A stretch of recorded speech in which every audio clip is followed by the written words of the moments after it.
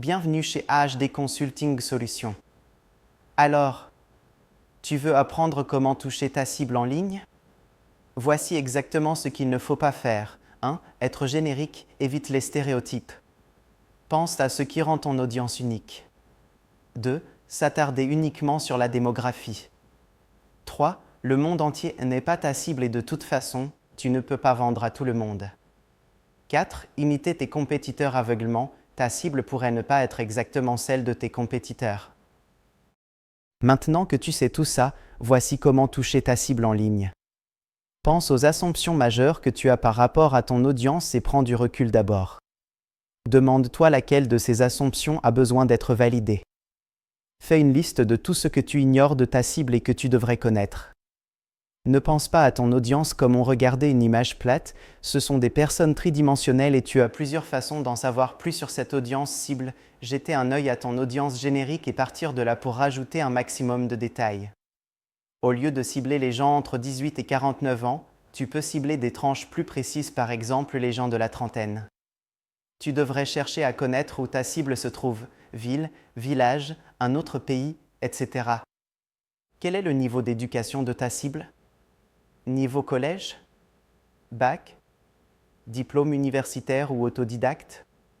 Tu pourrais même penser à leur situation professionnelle. Ces details te permettront de faire un ciblage décent, mais tu peux aller plus loin en cherchant carrément ce qui touche leurs émotions et même encore le style de vie, les hobbies, le style de distraction, etc. Tu sais, les valeurs de ta cible en disent long sur elle.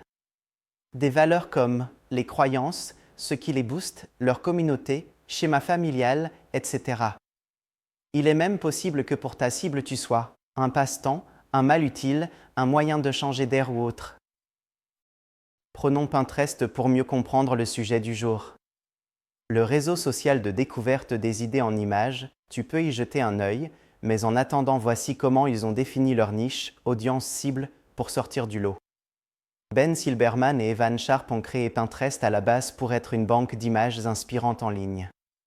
Au tout début, ils ne savaient pas à qui faire la promo de cette app, mais avec le temps, ils ont réalisé que ça passait très bien auprès des blogueurs qui, en partageant leurs expériences, ont enrichi les contenus disponibles pour la plateforme. Avec ce départ, ils auraient pu définir leur audience cible comme étant les créatifs, mais ils ont choisi de voir la direction dans laquelle l'audience augmentait de façon naturelle sans promo pour affiner leur ciblage.